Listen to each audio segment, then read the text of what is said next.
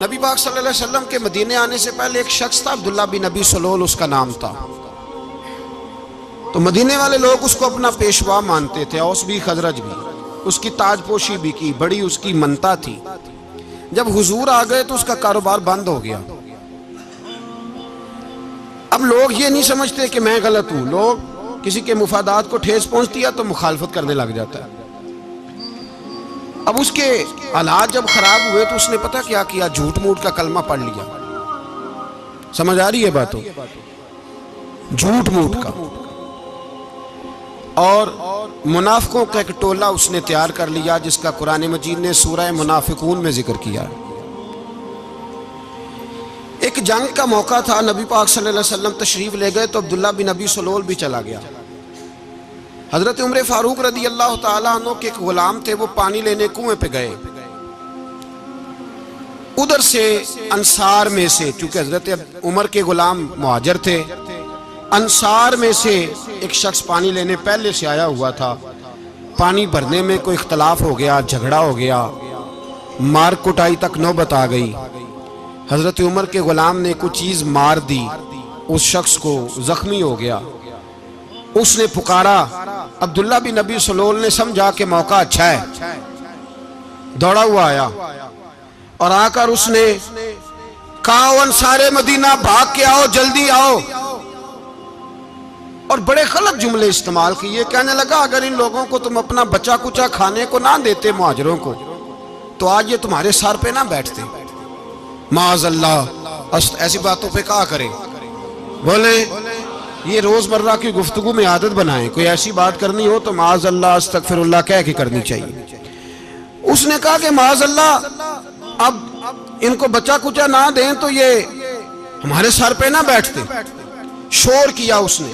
ہمارے ہاں بھی سیانے بندے پنچایت کے لوگ وہ کہتے ہیں تو اس برادری کے بچے سے ہی مار کھا ہے، پتہ ہی نہیں چلا، جا اسے مار کے آ، سر پھاڑا، یہ کار پھوڑ دے اس کا سر، اور دیکھ میں دیکھ لوں گا بعد میں جو ہوگا۔ یہ عقل مند لوگوں کے مشورے نہیں، یہ جاہل لوگوں کے مشورے۔ ناراض نہ ہونا، پر یہ نبی پاک صلی اللہ علیہ وسلم نے فرمایا ہے، حضور کا فرمان ہے۔ یہ کن لوگوں کا کام ہے؟ بول کے بتائیں، بول کے۔ پڑھے لکھے سیانے بندے اس طرح کے مشورے یہ بالکل نہیں دیتے، جاہلوں کا کام۔ پکارا، مہاجر سارے اکٹھے ہو گئے، انصار سارے آ گئے، اور جب انصار آئے تو مہاجرین کو بھی پکارا، مہاجر بھی آ گئے۔ اب وہ گتھم گتھا ہونے لگے تو کسی نے جا کے محبوب پاک کے کان میں کہا، یا رسول اللہ وہاں تو مہاجر انصار لڑنے لگے۔ وہ پرانی لڑائیاں پھر سے جاگ گئی ہیں۔ نبی پاک تشریف لائے، حضور نے وہاں لفظ بیان کیے، فرمایا یہ تم نے کیا جاہلوں جیسا کام شروع کیا ہوا ہے؟ یہ کون سا کام ہے؟ اللہ کرے ہم سب اس کام سے باز آ جائے، آمین تو کہنا۔ اور تو اس برادری دے منڈے کوئی مار کھائیں؟ برادری کیا ہوتی ہے؟ برادری تو تعارف کے لیے، اونچ نیچ کہاں سے آ گئی؟ کہا میرے رسول پاک علیہ الصلوۃ والسلام نے فرمایا تم جاہلوں جیسے کام کر رہے ہو۔ صلح کرائی، بات رفع دفع کرائی، لوگ چلے گئے، معاملہ ٹھنڈا ہو گیا۔ لیکن عبداللہ بن سلول نے کہا کہ میں یہ موقع خالی نہیں جانے دوں گا۔ پھر گیا وہ اور جا کے انصار مدینہ سے کہنے لگا، ایک دفعہ جا لینے دو مدینے، تم نے میری بات نہیں نہ سنی تو جو وہاں بڑے سردار بیٹھے ہیں ان سے بات کروں گا، اور معاذ اللہ ثم معاذ اللہ ہم ان بے عزت لوگوں کو مدینے سے نکال دیں گے، وہاں صرف عزت والے رہیں گے۔ یہ غلط جملے اس نے ادا کیے جس کو قرآن پاک نے سورہ منافقون میں بیان فرمایا ہے۔ اس نے یہ بات کی۔ ایک صحابی تھے حضرت زید رضی اللہ تعالیٰ عنہ، وہ سن رہے تھے، آ کے عرض کی، یا رسول اللہ صلی اللہ علیہ وسلم عبداللہ بن ابی سلول تو اس طرح کہہ رہا ہے کہ مدینے جا کے عزت والے دوسروں کو نکال دیں گے، اور تم اگر اپنا بچہ انہیں نہ دیتے تو معاذ اللہ آج یہ ایسا نہ کرتے۔ حضرت عمر نے بھی سن لیا، حضرت عمر نے بات سن لی، تلوار نکالی اور دوڑے۔ حضور نے بازو پکڑا، فرمایا کدھر جا رہے ہو؟ کہا یا رسول اللہ اگر آج سزا نہ دی تو کل اور بات بھی کرے گا، اور اگر آج ایک قتل ہو گیا تو باقی سیانے بن جائیں گے۔ یا رسول اللہ مجھے چھوڑے، میں ماروں گا۔ حضور نے فرمایا عمر چپ کر، وہ جھوٹ موٹ کا کلمہ پڑھتا ہے، لوگ کہیں گے کہ محمد ابن عبداللہ نے اپنے ساتھی مارنے شروع کر دیے۔ چپ کر، حوصلہ کر، صبر کر، دلیری کر۔ حضرت عمر کہتے ہیں میری حضور کے کہنے پر میں ٹھہر تو گیا، پر وہ میرے اندر جو آگ لگی ہوئی تھی ٹھنڈی نہیں ہو رہی۔ کہتے ہیں میں چپ تو کر گیا۔ نبی پاک علیہ السلام نے پوچھا عبداللہ بن نبی سلول سے تو نے یہ کہا ہے؟ کہنے لگا حاشا وکلا، میں نے بات ہی نہیں کی نا۔ اب لوگ کہنے لگے کہ زید تو نوجوان ہے، تو یہ بوڑھا آدمی ہے، چلو صحیح کہتا ہوگا۔ حضور بھی خاموش ہو گئے۔ اللہ پاک نے قرآن مجید نازل فرما دیا، فرمایا اللہ نے سن لی ان کی بات جنہوں نے یہ کہا ہے، اور پھر لفظ بڑے حسین ہے، فرمایا یہ کہتے ہم عزت والے ہیں؟ نہیں، وَلِلَّهِ الْعِزَّةُ وَلِرَسُولِهِ وَلِلْمُؤْمِنِينَ، فرمایا عزت تو اللہ کے پاس ہے، اللہ کے رسول کے پاس ہے، اور عزت تو مومنوں کے پاس ہے، مومنین کے پاس عزت ہے۔ یہ قرآن پاک نے سارا مضمون بیان کر دیا کہ عبداللہ بن نبی سلول غلط کہتا ہے اور حضرت زید صحیح کہتے ہیں۔ حضور نے کچھ نہیں فرمایا، جا رہا ہے قافلہ۔ جب مدینے کی سرحد آ گئی نا، حدود مدینہ منورہ کی شروع ہوئی، تو عبداللہ کا اپنا بیٹا، اس کا نام بھی عبداللہ بن عبداللہ تھا، اپنا بیٹا اس کا بڑا مخلص جانثار غلام تھا میرے رسول پاک صلی اللہ علیہ وسلم کا، وہ تلوار لے کے مدینے کی حد پہ کھڑا ہو گیا اور کہنے لگا میرے باپ تو نے اتنی بے ایمانی کے لفظ کہے کہ میں ان کو نکال دوں گا؟ کہے اپنی زبان سے کہ میں ذلت والا ہوں، رسول پاک کو اللہ نے بڑی عزت عطا فرمائی، کہے ورنہ میں تیری گردن کاٹ دوں گا۔ بول، کہے حضور بھی عزت والے اور نبی پاک کے غلام بھی عزت، کہے اپنی زبان سے، کہے میرے رب کا یہ فرمان ہے وَرَفَعْنَا لَكَ ذِكْرَكَ، حبیب میں خود تیرے لیے تیری شانوں کو بلند فرما دوں گا۔ تو کہا تو دشمن ہو کے کہنے لگا میرے بیٹے مجھے معاف کر دے، مصطفیٰ تو بڑی عزتوں والے ہیں، ان کے غلام شانوں والے۔ جب بیٹا تلوار لے کے سامنے کھڑا ہوا، شہرت ہوئی، اب نبی پاک نے حضرت عمر کی طرف دیکھا، کہا عمر تیری بات صحیح تھی، اب جو ہوا یہ زیادہ صحیح تھا، وہ میں نے تجھے کہا حوصلہ کر، تدبر کر، وقت کا انتظار کر، یہ صحیح ہوا کہ وہ صحیح تھا۔ تو حضرت عمر فاروق کہنے لگے یا رسول اللہ میں گواہی دیتا ہوں آپ واقعی اللہ کے سچے رسول ہیں صلی اللہ اتنی اچھی رائے، وقت فیصلہ کرتا ہے، تدبر سے چلے، دانائی سے چلے، علم پیدا کریں، بردباری۔ ہمیں کئی دفعہ سجدہ صاف کرنا پڑتا ہے، ہم جو کہتے ہیں بات اس کے الٹ نکل آتی ہے۔ ہم کسی شخص کے بارے میں کچھ تبصرہ کر بیٹھتے ہیں، کچھ عرصے کے بعد ہمیں پتہ چلتا ہے کہ وہ تو ایسا تھا ہی نہیں، ہم نے غلط بات کر۔ ہم بغیر تحقیق کے، بغیر تفتیش کے، حوصلہ نہ ہونے کی وجہ سے، صبر نہ ہونے کی وجہ سے ہم بہت سارے کام کر گزرتے ہیں، پھر ہمیں نقصان ہوتا ہے۔ اپنی زندگی میں حلم نہ چھوڑیں، حوصلہ نہ، لڑائیاں ہوتی ہیں نا گھروں میں، اس کی وجہ خامد ہوتا ہے، بیوی نہیں ہوتی۔ یہ بات گھر جا کے بتانا کہ آج انہوں نے کہا ہے۔ لڑائی کی وجہ کون ہوتا ہے؟ نہ بولو تسی، پر میں تے آنکھ ہی چھڑیا ہے، وہ تو ریکارڈ ہو گیا ہے۔ لڑائی کی وجہ کون ہے؟ جڑے باتیں لڑتے ہیں وہ کوندے ہی نہیں پے۔ وجہ کون بنتا ہے جی؟ کیوں بلا؟ اس لیے کہ نبی پاک صلی اللہ علیہ وسلم نے فرمایا عورت کی اگل آدھی ہے تو تیری تو پوری ہے نا، تو اس کا مطلب ہے لڑائی اگر بچ سکتی تھی تو مرد کی وجہ سے بچ سکتی تھی، گھر میں امن ہو سکتا تھا۔ کہتے ہیں جی یہ بڑی بیوقوف ہے، میری سنتی نہیں۔ تو میں نے کہا جو اس سے بحث کر رہا ہے وہ سیانا ہے؟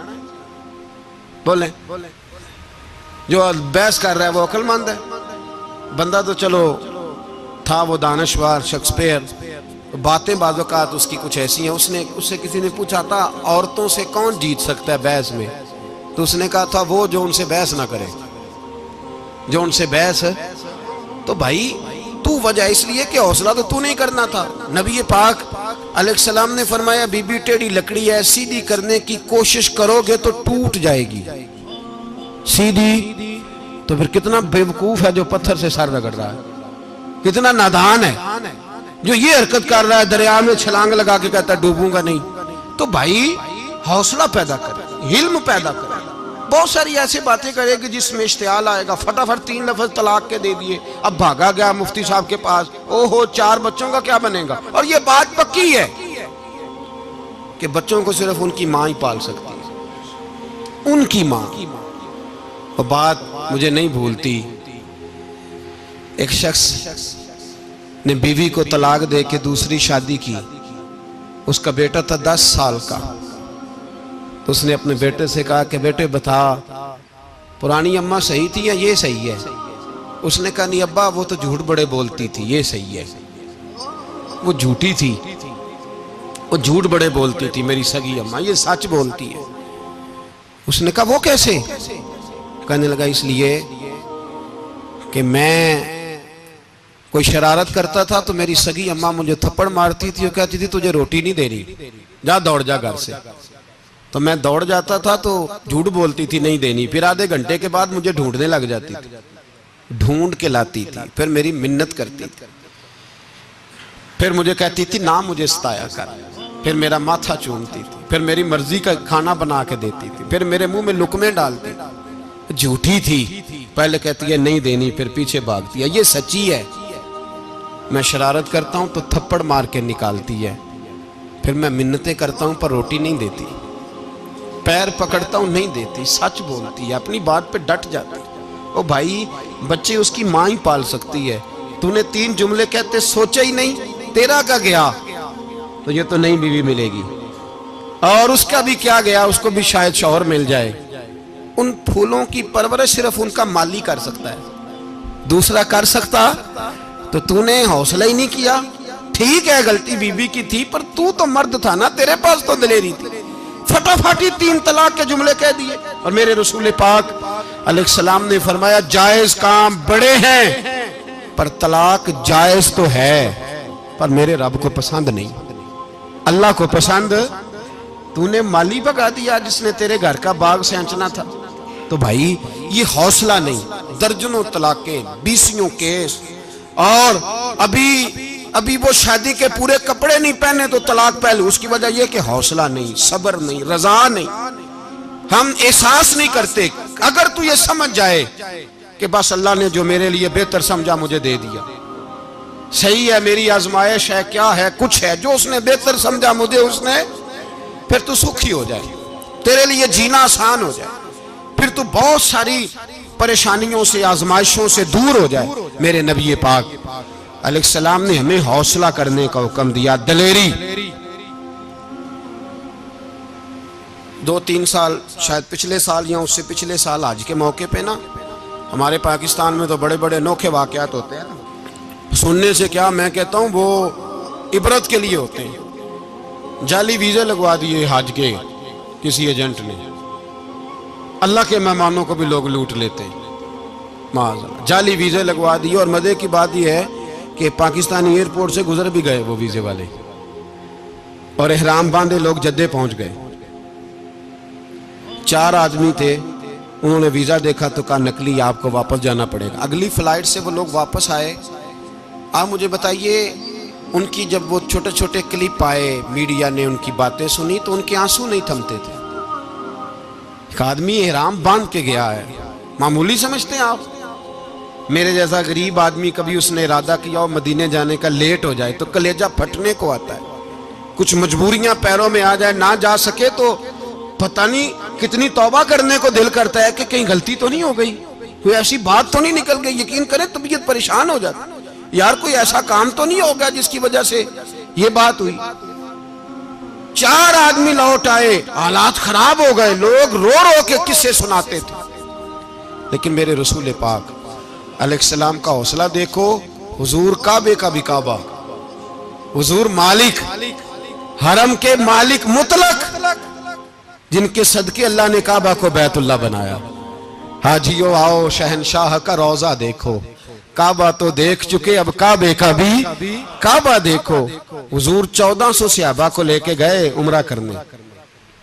مقام حدیبیہ پر پہنچے تو کافروں نے روک لیا، ہم عمرہ نہیں کرتے. تو اور میں خادم اور جو وارث و مالک ہیں 1400 صحابہ، ہم نہیں عمرہ کرنے دیتے، واپس جائیے. صلح لکھی جا رہی ہے. صلح کی شرطیں کیا ہیں؟ مکے سے کوئی آدمی غلطی سے بھی مدینے چلا گیا، مکے کا آدمی، تو مسلمان اگر ان کے ظلم سے تنگ آ کے، مکی مسلمان کافروں کے ظلم سے تنگ آ کے مدینے چلا گیا تو مدینے والے واپس کریں گے. اور اگر مدینے سے کوئی شخص غلطی سے بھی مکے چلا گیا تو مکے والے واپس نہیں کریں گے. اتنی سخت شرائط.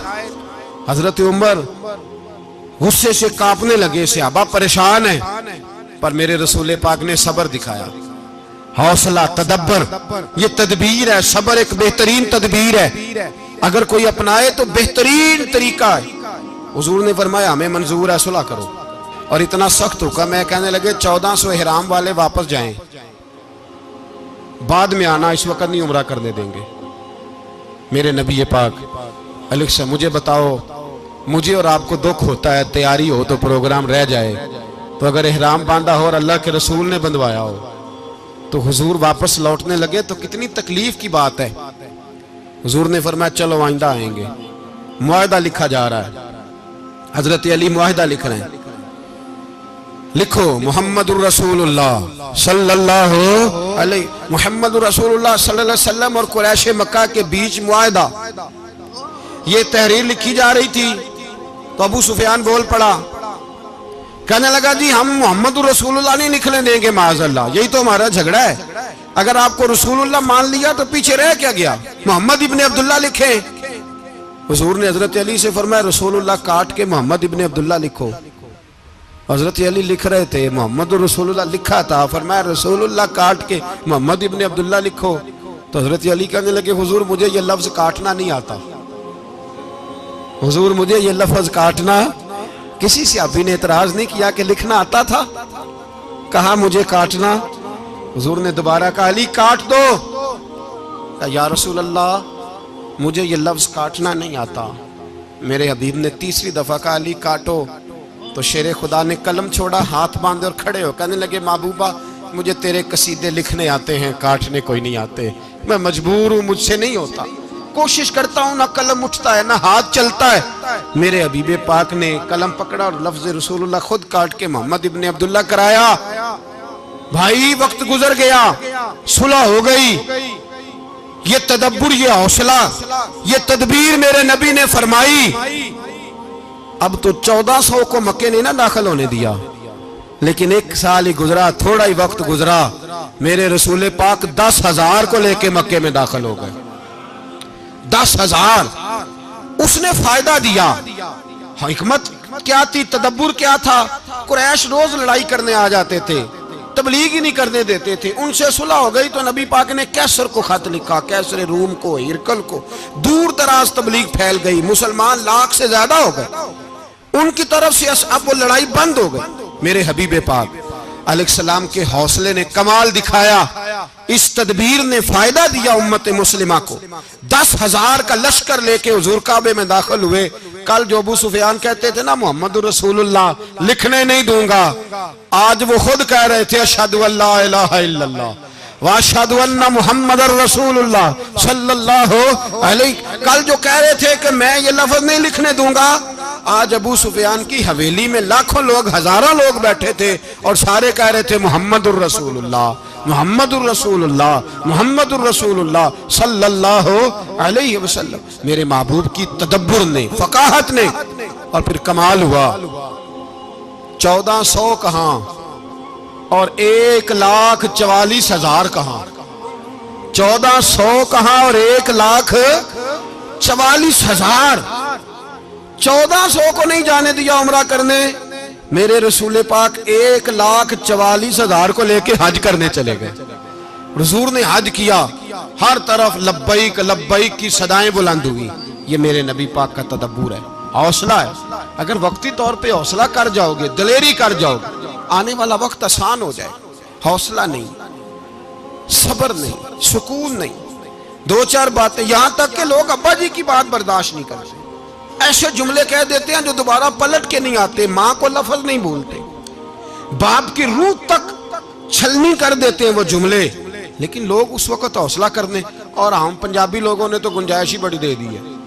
کہتے ہیں بچہ ہے جے ایک ہی ہے, ایک میں حوصلہ کرے کی ہے ماشاءاللہ.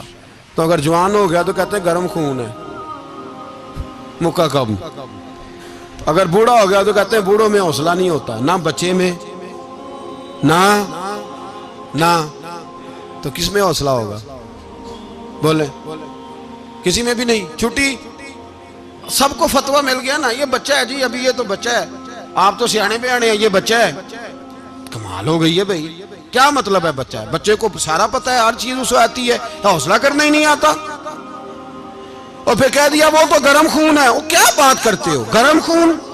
ابے کے گلے پڑ گیا گرم خون, اس کو کھڑا کرو نا ایس پی کے سامنے اور اس کو کہو مار تھپڑ اس کے منہ پہ, تیرے گرم خون کا پتہ چلے. غریب کے یہ گلے پڑ گیا, اس کو کھڑا کرو ایس او کے سامنے, پھر پتہ چلے گا خون کتنا گرم ہے. وہاں بالکل چپ ہے, بالکل خاموش ہے. اور گرم خون اس کا صرف اماں کے لیے, جلال صرف رہ گیا اگر غریب گھر کی بیٹی بیاہ کے لایا تو صرف اس کے لیے. کوئی ایسی بات نہیں. ہم بڑے سیانے, ہمارا غصہ بڑا سمجھدار ہے, ہمارا وہ گرم خون بڑا سیانا ہے. وہ جہاں دیکھتا ہے کہ معاملہ ہلکا ہے تو وہاں وہ گرم خون جلال میں, اور جہاں دیکھتا ہے کہ سامنے والا تگڑا ہے تو وہاں وہ گرم خون فوراً ٹھنڈا ہو جاتا ہے. حوصلہ پیدا کریں. زندگی حوصلے مند لوگ جیتے ہیں, جو حوصلے مند نہیں ہوتے وہ تو زندگی کا ایک سال لطف سے نہیں جی پاتے. حوصلہ کریں, مسکرائیں. میرے نبی پاک صلی اللہ تعالی علیہ وسلم نے نا عثمان بن طلحہ, کعبے کی چابی ان کے پاس ہوتی تھی, تو حضور نے ایک دن فرمایا عثمان, اچھا یہ نہیں تھا کہ عثمان خاص لوگوں کو چابی کعبہ کھول کے دکھاتے تھے, بلکہ ان کو قریش کی جانب سے یہ حکم تھا کہ جو بھی تجھے کہے تو نے کعبے کا دروازہ کھول دینا. نبی پاک علیہ الصلوۃ والسلام نے نا ہجرت سے 2-4 دن پہلے کہا کہ عثمان ذرا چابی دو, میں نے کعبہ اندر سے دیکھنا ہے. بڑے ٹھنڈے دل سے ذرا سننا, ادھر دیکھو میری طرف, ادھر دیکھیے گا ذرا میرے بھائی.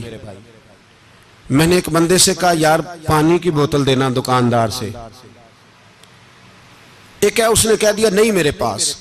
اس بات کا کوئی غصہ بولیے, اور اگر وہ کہے سارے زمانے کو ملے گی آپ کو نہیں دینی, پھر بولیں میرا خیال ہے چپ کر کے ہنس کے آ جائیں گے, سوال ہی نہیں پیدا ہوتا. ہم کہیں گے مجھے نہیں نہ دینی, تو نے تو دکان اٹھا یہاں سے, بند کاری سے. کیا مطلب ہے سب کو دینی ہے تجھے نہیں دینی, کیا معنی ہے اس کا؟ لے کے جاؤں گا, جھگڑا ہوگا, بحث کریں گے. عثمان بن طلحہ سے حضور نے فرمایا دروازہ کھولو, کعبہ دیکھنا ہے. عثمان کہنے لگا میں ساری دنیا کو دکھاؤں گا, آپ کو نہیں دکھاؤں گا. کتنی سخت بات ہے, پر قربان جائیں رسول اللہ کے حوصلے پہ صلی اللہ علیہ.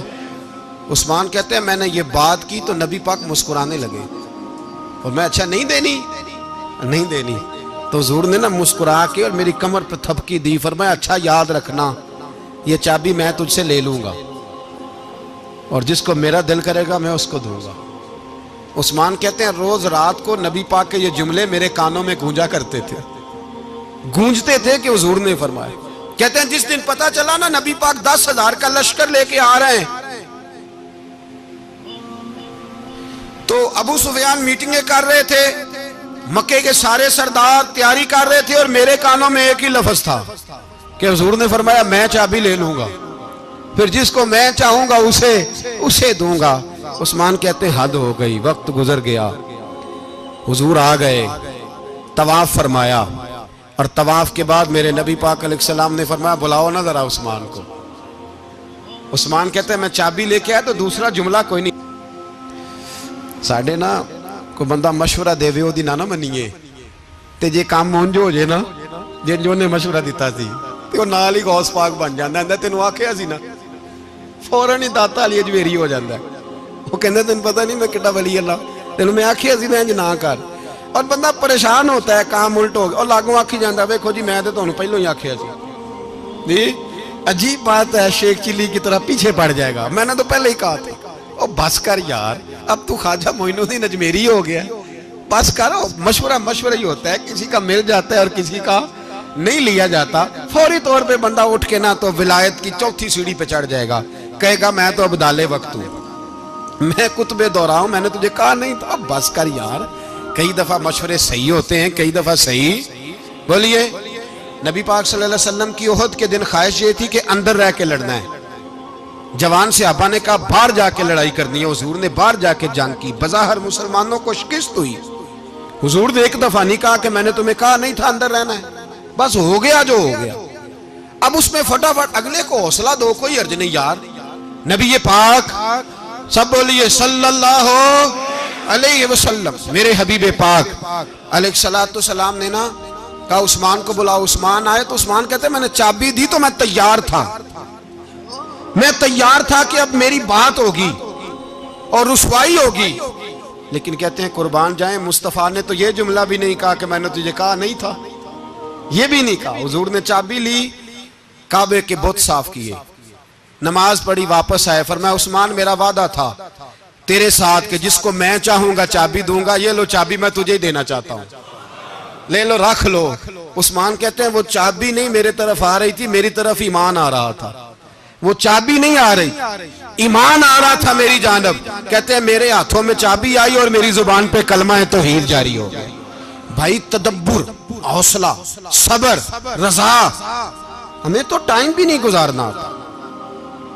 گھر کا ماحول، گھر کے اندر رہ کے لوگ دکھی ہیں، اس لیے کہ ہماری طبیعتوں میں حوصلہ نہیں، ایک منٹ کے لیے نہیں، ایک سیکنڈ کے لیے بھی ہم یہ برداشت نہیں کرتے کہ چلو تھوڑا انتظار کریں، وقت کو دیکھیں، موقع کو دیکھیں. میرے نبی پاک علیہ السلام پہ اتنی مصیبتیں آئیں کہ پہاڑ پہ آتی تو وہ ریزہ ریزہ ہو جاتے، لیکن کسی مقام پر بھی حضور علیہ السلام شکوہ کرتے نظر نہیں آتے. ہم غریبی کا رونا روتے ہیں، ہر چوتھا آدمی کہتا ہے بڑا غریب ہوں، لیکن میرے نبی پاک علیہ السلام نے چوتھے دن کھجور کھائی، سرکہ کھایا ہے اور موٹے بان کی چارپائی پہ آرام کیا. حضرت عمر نے کہا حضور کتنی تکلیف ہے؟ فرمایا عمر کوئی تکلیف نہیں، تھوڑا سا تو وقت ہے، جنت میں جائیں گے، ساری نعمتیں اللہ نے ہمارے لیے تیار کی ہوئی ہے. راضی بالرضا، راضی بالرضا، کوئی کسی قسم کا مسئلہ نہیں. ہمیں آزمائشیں آتی ہیں، تکلیفیں آتی ہیں، بیماریاں آتی ہیں، لوگ چھوٹی چھوٹی بات پر پریشان ہو جاتے ہیں، ذرا ذرا سی بات پر شکوہ کرتے ہیں. میرے رسول پاک علیہ السلام نے فرمایا جب میرا رب کسی کو بیمار کرتا ہے تو 2 فرشتوں کو بھیجتا ہے، جاؤ میرے بندے کی تیمارداری کر کے آؤ. اللہ اکبر، خود رب بھیجتا ہے، جاؤ میرے بندے کی. تو مجھے بتائیے جب اللہ بھیجے تو پھر تندرست خوش نصیب ہوا کہ بیمار؟ جی تندرست پھر خوش نصیب کون ہوا؟ میرے نبی پاک صلی اللہ علیہ وسلم نے فرمایا رب 2 فرشتے بھیجتا ہے، فرماتا ہے پتہ کر کے آؤ میرے بندے کا اس کا کیا حال ہے، حالانکہ اللہ سارا ہی جانتا ہے.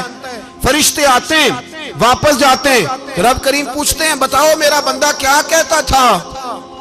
اللہ تجھے سارا ہی پتہ ہے، پر ہم سے پوچھتے تو بتا دیتے ہیں. وہ یہ کہتا تھا کہ میں اپنی رب کی رضا پہ بڑا ہی راضی ہوں. وہ تیری حمد کر رہا تھا، تیری تعریف کر رہا تھا، تیرا شکر کر رہا تھا، تیرے لیے کلمات حمد بیان کر رہا تھا. تو میرے نبی پاک علیہ السلام فرماتے ہیں، اللہ فرشتوں سے فرماتا ہے سنو پھر اگر میں اپنے بندے کو اس بیماری میں شفا دوں گا تو اس تندرستی سے زیادہ اچھی تندرستی دوں گا جو پہلے اسے عطا کی ہوئی تھی، پہلے سے اچھی صحت دوں گا. اور اگر اسے اس بیماری میں موت دوں گا تو پھر مرتے ہی اس کے لیے میں جنت کا فیصلہ فرما دوں گا. بھائی جب تو راضی بالرضا رہتا ہے، راضی بالرضا، بڑی سادی سی بات ہے بھائی. آپ گھر گئے روٹی مانگی تو اگر کسی نے کہا نا کہ اتنی تھکاوٹ ہے ٹائم پہ آیا کریں اس وقت، تو روٹی تو وہ بھی مل گئی پر اس میں لذت، وہ سکون نہیں، وہ سکون نہیں. میری اماں جی سالن پکا کے رکھ لیتی تھی تو روٹی جب بھی کوئی مانگتا تھا تو تازی بنا کے دیتی تھی، ان کی طبیعت تھی. تو میں اکثر ان سے کہتا کہ اماں جی پکا کے رکھ دیا کرو. تو کہتے تمہیں خوشی نہیں ہوتی جب تمہاری اماں تازی پکا کے دیتی ہے؟ خوشی ہوتی ہے، طبیعت میں خوشی ہوتی ہے. ان کا مزاج تھا، ذوق تھا، تو ہم سمجھتے تھے یار یہ بڑی سعادت کی بات. تو آپ گھر گئے رات کو تو گھر والوں سے کہا روٹی، تو فوراً اٹھے فوراً، اور انہوں نے کھانا تازہ بنایا اور ساتھ یہ بھی کہا باہر سے نہ کھایا کرے بندہ بیمار ہو جاتا ہے. کتنی ٹھنڈک پہنچتی ہے آدمی کے دل کو، سکون ملتا. تو بھائی بیماری تو آپ نے کاٹ لی لیکن ساتھ کہو ہو بڑا بیمار ہوں، میں نے تو اتنے گناہ بھی نہیں کیے، ظلم بھی نہیں کیا، کسی کو کچھ بھی. اب بیماری تب بھی کٹ گئی پر بڑی آزمائش، مریض ڈاکٹر کے گلے پڑ رہا ہے، اس کے لواحقین جھگڑے کر رہے ہیں، بیماری وہ بھی کٹ گئی. اور ایک بیمار وہ ہے جو چارپائی پہ لیٹا ہے اور کہتا ہے جس طرح میرا اللہ راضی اسی طرح میں بھی راضی.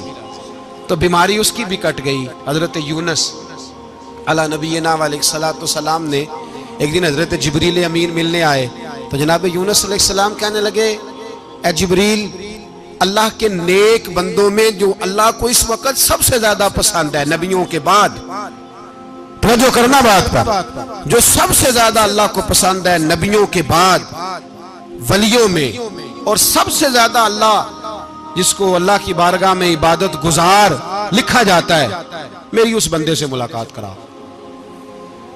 تو حضرت جبریل نے جناب یونس علیہ السلام کو ساتھ لیا تو ایک شخص کے پاس پہنچے جو آنکھوں سے اندھا تھا، دونوں ہاتھ اس کے سلامت نہیں تھے اور پورے جسم میں پیپ جاری تھی، ریشہ تھا۔ جب جا کے السلام علیکم کہا نا حضرت یونس نے، اس نے وعلیکم السلام کے بعد پہلا لفظ پتہ کیا کہا؟ اس نے کہا یا اللہ تیرا شکر ہے، یا اللہ تیرا، آپ بھی ادا کریں اللہ کا شکر، یا اللہ تیرا، اللہ تیرا شکر ہے۔ تو حضرت یونس علیہ السلام کہنے لگے تو شروع سے اس طرح کا ہے، نابینا بھی اور ہاتھوں سے معذور بھی اور سارا جسم شروع سے؟ تو بڑے ہی خوبصورت لفظ اس بیمار نے کہے، کہنے لگے نہیں حضور میں بالکل ٹھیک ٹھاک تھا، جب تک میرے رب نے چاہا کہ یہ دنیا کو دیکھے تو تب تک اس نے مجھے آنکھیں دیں، اور جب اس نے چاہا کہ اب اس کا دیکھنا بہتر نہیں تو اس نے واپس لے لی۔ تو یا اللہ تیرا شکر ہے، اللہ تیرا شکر ہے۔ پھر کہا جب تک اس نے چاہا کہ میرے ہاتھ رہے تب تک رہے، جب اس نے چاہا کہ میرے لیے بہتر نہیں تو اس نے لے لیے، تو یا اللہ تیرا شکر ہے۔ جب تک اس نے چاہا کہ میرا جسم صحیح و سلامت رہے تو رہا، اور جب اس نے چاہا کہ میرے لیے بہتر نہیں تو مجھے بیمار کر دیا، تو یا اللہ تیرا شکر ہے۔ تو حضرت یونس علیہ السلام کہنے لگے جبریل واقعہ یہ اللہ کا سب سے زیادہ شکر گزار بندہ ہے، سب سے زیادہ عبادت گزار بندہ ہے، سب سے زیادہ۔ میرے نبی پاک علیہ السلام نے فرمایا میرا مومن ہر حال میں ہی نفع میں ہے، نعمت ملے تو شکر کر کے نفع، مصیبت آئے تو صبر کر کے نفع، اپنی زندگی میں تحمل، بردباری، علم پیدا کرے، حوصلہ پیدا کرے۔ ہر آنے جانے والے شخص کے مزاج کے مطابق اسے نہ ملے، اپنا مزاج صحیح رکھے، اپنی طبیعت کے مطابق اپنے ماحول کو برقرار رکھیں۔ علم کے ساتھ گزارا کرو گے تو رشتہ داروں سے بھی بنی رہے گی، دوستوں سے بھی بنی رہے گی، ہر ایک سے تعلق رہے گا۔ اور اگر آپ کے اندر یہ حوصلہ نہیں تو پھر سارے معاملات پریشانی کا شکار ہو جائیں گے۔ یہ تو آج کا مضمون تھا۔ ہمیں نا لوگ مشورہ دیتے ہیں، کہتے ہیں پیر صاحب درویشوں کو سیاست کی بات نہیں کرنی چاہیے، دیتے ہیں نا مشورہ لوگ؟ جی تھوڑا تھوڑا بول دیں، تھوڑا تھوڑا دیتے ہیں نا۔ اگرچہ ہم ان کی بات نہیں مانتے، اس لیے کہ اقبال نے کہا تھا جدا ہو دین سیاست سے تو رہ جاتی ہے چنگیزی، جدا ہو دین سیاست سے تو، اور پہلا فکرہ یہ ہے کہ جلال بادشاہی ہو یا جمہوری تماشا ہو، جدا ہو دین سیاست سے تو رہ جاتی ہے۔ اس نے کہا جب سیاست اور دین علیحدہ علیحدہ ہوتے ہیں تو چنگیز خان اور ہلاکو خان پیدا ہوتے ہیں۔ سیاست جب تک مسجد کے اندر رہتی ہے تب تک پاک صاف رہتی ہے، وہ گندی ہوتی تب ہے جب مسجد سے نکل جاتی ہے۔ حضرت علی کے زمانے تک مسجد میں رہی، پاک صاف رہی، یزید باہر لے گیا تو گندی ہو گئی، حضرت عمر بن عبدالعزیز دوبارہ مسجد میں لے آئے تو پھر پاک ہو گئی۔ لیکن پھر بھی ایک ساتھی نے مجھے کہا تو اس کی بات میں، سب کی باتیں نہیں مانتا، اس کی بات میری سمجھ میں آئی۔ وہ کہنے لگا جی اصل بات یہ ہے کہ سیاسی تبصرے تجزیے ہم اخباروں میں ٹی وی پہ جا کے بیٹھے، جا کے بڑی مہربانی میری طرف دیکھیں، وہ ہم سنتے رہتے ہیں تو ہمارا دل کرتا ہے مسجد میں صرف ہم رسول اللہ کا پیار ہی سنیں۔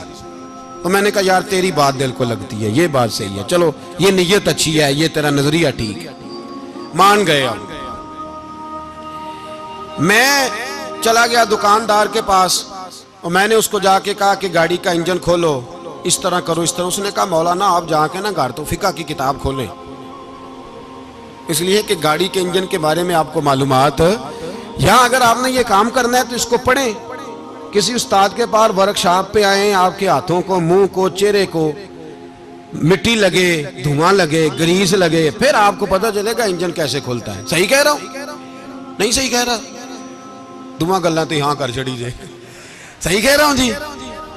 اگر مولوی کو اجازت نہیں سیاست کی بات کرنے کی، اور مولوی کو اجازت نہیں کہ انجن کی بات کرے، تو سیاستدان کو اجازت ہے دین کی بات کرنے کی؟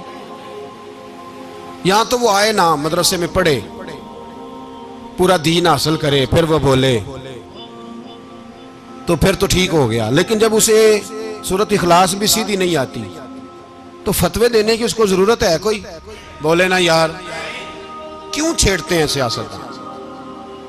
ہم نہ پچھلے جمعے جلوس نکالنا چاہ رہے تھے ختم نبوت کی ترمیم کے حوالے سے، حکومت وقت نے کہا کہ ہم واپس لیتے ہیں، تو میرے بہت سارے دوستوں نے کہا جی نکالنا چاہیے، انہوں نے کیا کیوں؟ میں نے کہا یار لوگوں کو بھی پریشان نہیں کرنا چاہتے، ہماری اپنی سڑکیں ہیں، کسی کو بس ٹھیک ہے، انہوں نے واپس لے لی تو بات ختم ہو گئی، ہم مان گئے، تسلیم کر لیا۔ اتنا ہمارا مطالبہ ہے کہ اس آدمی کو ضرور سزا دو جس نے یہ ترمیم کی ہے، لیکن ہم نہیں کرتے، کوئی نہیں نکلے، نہیں نہ نکلے بولے ہیں۔ تو وزیر قانون صاحب کو کیا مصیبت بنی ہوئی ہے نیا فتویٰ دینے کی؟ کہ ہے کوئی شوق انہیں دینا چاہیے فتویٰ؟ کہتے نہیں مرضیوں میں ہمارے درمیان تھوڑا ہی فرق ہے۔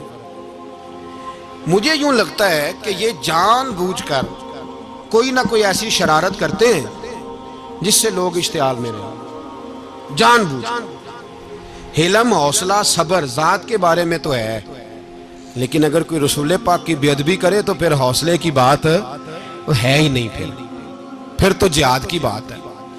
اور میں دیانتداری سے مسجد میں باوضو بیٹھ کر جمعے کے دن مشورہ دیتا ہوں حکومت کو اور وزیر قانون کو مشورہ دیتا ہوں کہ نہ فرعون کی حکومت ساری زندگی رہی، نہ نمرود رہا، نہ جاج بن یوسف رہا، نہ یزید رہا، اور یار درباری بن کے حکمرانوں کی چاپلوسی کرتے کرتے تم یہاں تک آ گئے ہو کہ اب نبی پاک کی عزت کو ہاتھ ڈالنا شروع کر دیا ہے۔ اور آپ یقین کریں سیاسی جماعتوں کا اتنا برا حال ہے کہ ان کے لیڈر کے بارے میں کوئی بات کرے تو پاگل ہو جاتے ہیں یہ احتجاج کر کر کے، اور اس نے ڈائریکٹ کہہ دیا کہ ختم نبوت کا مسئلہ ہی کوئی نہیں، جو دین کی بنیاد ہے، کسی کو پرواہ نہیں۔ مجھے تو ان لوگوں کی فکر ہو رہی ہے جن لوگوں نے انہیں ووٹ دیے ہیں، وہ اللہ کو کیا جواب دیں گے؟ اور یہ اللہ ماشاءاللہ ساری سیاسی جماعتیں اس طرح کی۔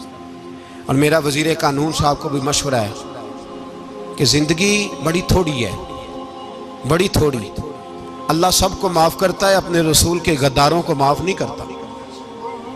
اور یہاں تمہاری گاڑیوں پہ جھنڈے لگے ہوئے ہیں، وہاں بھی تمہارے جھنڈے لگیں گے، پر اس لیے لگیں گے کہ یہ غدار ہیں ناموس رسالت کے، یہ جھنڈے لگیں گے۔ شرم کرو اور ڈر جاؤ، بس کر دو، تمہارے منہ میں اب دانت پورے نہیں رہے۔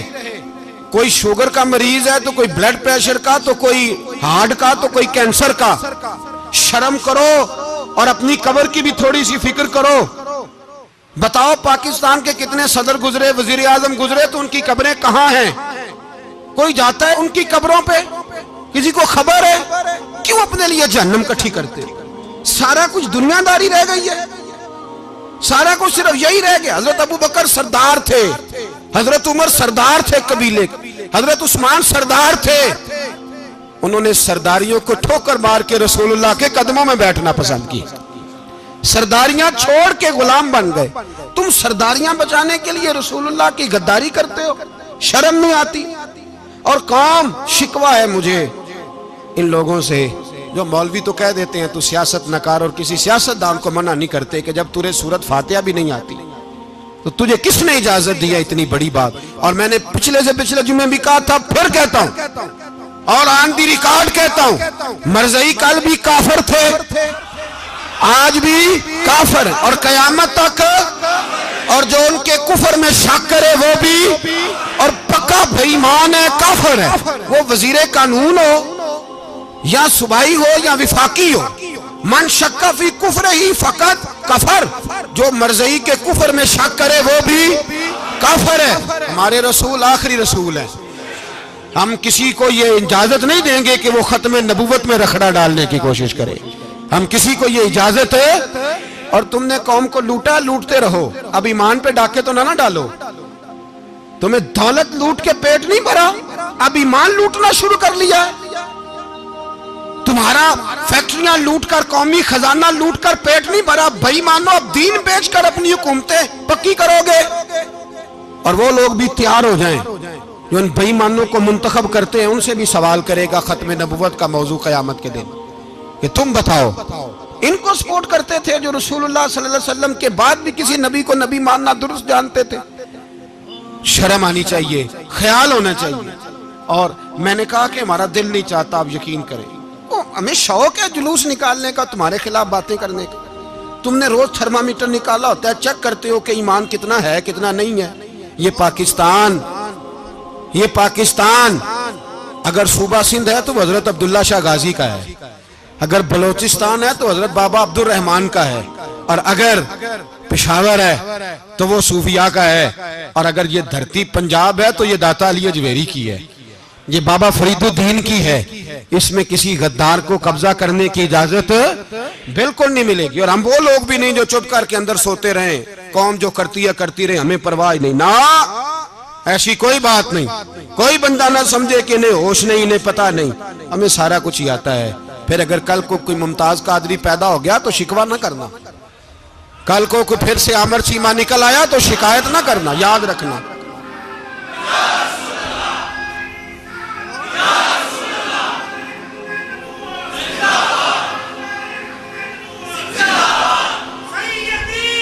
تو میرے بھائی کھل کے بولے یا نبی رسول کے صلی اللہ۔ تو یہ مشورہ،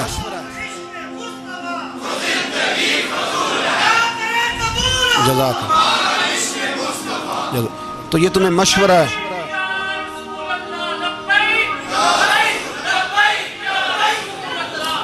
میری بات سنیں، یاد رکھیں، یہ لوگ بعد میں پچھتاتے ہیں، پھر مناظرے کراتے پھرتے ہیں، اس نے صحیح کیا کہ غلط کیا، پھر انہیں ہوش آتی ہے بعد میں، پھر ان کے حواری نکل نکل کے میدانوں میں دلیلیں دیتے ہیں۔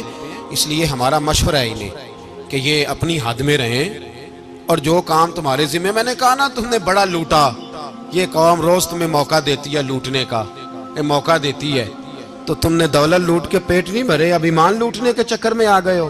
یاد رکھو، مسلمان گناہگار ہیں، غدار نہیں ہیں۔ تمہیں دولت لوٹنے کا تو شاید موقع مل گیا ہے، پر ایمان لوٹنے کا موقع نہیں ملے گا، تو اس لیے اس کو لگام دو۔ اور ویسے بھی کتا جو پالتو ہوتا ہے نا، اس کو گھر کے اندر سنگلی سے باندھ کے رکھنا چاہیے۔ یہ تمہارے بوٹ چاٹتے ہیں، بھونکتے ہیں، تمہارے حق میں وزارتیں لیتے ہیں، ہم نے تو کوئی وزارت نہیں لی تم سے، اور نہ ہمیں شوق ہے اس لیے کہ ممبری کیا کرنی ہے جس کو ممبر رسول عطا کر دیا جائے، اس نے کیا کرنی ہے یہ ممبریاں جس کو پکا پکا ممبر رسول دے دیا جائے، تو اس لیے اس سے باہر آؤ۔ میں نے کہا بڑے بڑے نمرود، فرعون، قارون دفن ہے، تمہارا بھی نام تک نہیں ہوگا، بالکل نام نہیں ہوگا۔ اس لیے ہمارا مشورہ، اور آپ لوگ بھی آئیں نا یہ اگلے سال، تو ان کو کھڑا کر کے پوچھ لینا، اسلامی جمہوریہ پاکستان کا تم نے ایم پی ایم نے بننا ہے، پہلا کلمہ ہی صحیح سنا دو، چلو خدا کا واسطہ یہی بتا دو کہ تمہیں نماز بھی ڈھب سے آتی ہے کہ نہیں، اور آپ کی موج ہے، آپ بٹھا لیتے ہیں سر پہ، کیا کریں، سمجھانے والے مفت گناہگار ہو گئے اور بہکانے والے سب تمہارے یار ہو گئے۔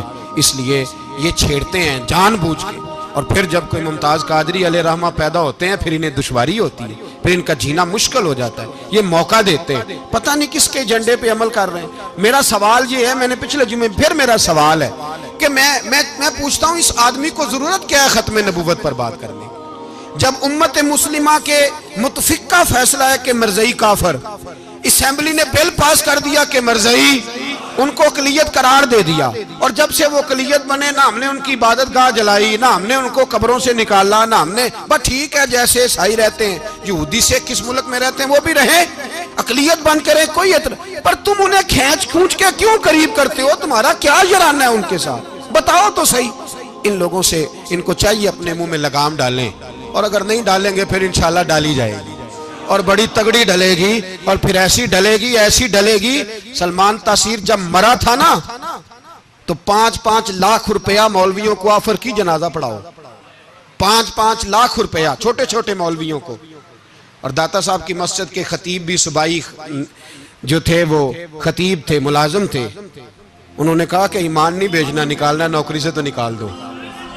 اور بادشاہی مسجد کا مولوی جس کا پتہ نہیں چلتا کبھی کدھر چلا جاتا ہے کبھی کدھر، یہاں تو وہ بھی کھڑا ہو گیا، اس نے کہا نا ایمان نہیں بیچنا۔ گورنر ہاؤس کی مسجد کا امام کہنے لگا کہ بخشا جانا نہ جانا یہ تو رحمت الہی کا معاملہ ہے، پر اتنا گندا جنازہ نہیں پڑھنا، اتنا گندا جنازہ نہیں ہم پڑھیں گے، مرنے کے بعد تمہارے جنازے نہیں پڑھے جاتے، تمہاری قبریں خراب ہوتی ہیں، کدھر ہیں تمہاری دولتیں؟ اور وہ مولوی آج تک پتہ ہی نہیں کدھر گیا جس نے اس غلیظ کا گندا جنازہ پڑھایا. تو بھائی اپنی قبر حشر کو جب جہاں تمہارے جنازے نہیں پڑھے جا رہے تو وہاں تمہارا کیا حال ہوگا. اس لیے ان لوگوں کو چاہیے کہ اپنی زندگی اس طرح گزاریں کہ کچھ نہ کچھ منہ لے کے سرور کائنات کے پاس چلے جائیں، ورنہ ایسا نہ ہو کہ یہاں بھی پھٹکار اور وہاں بھی پھٹکار.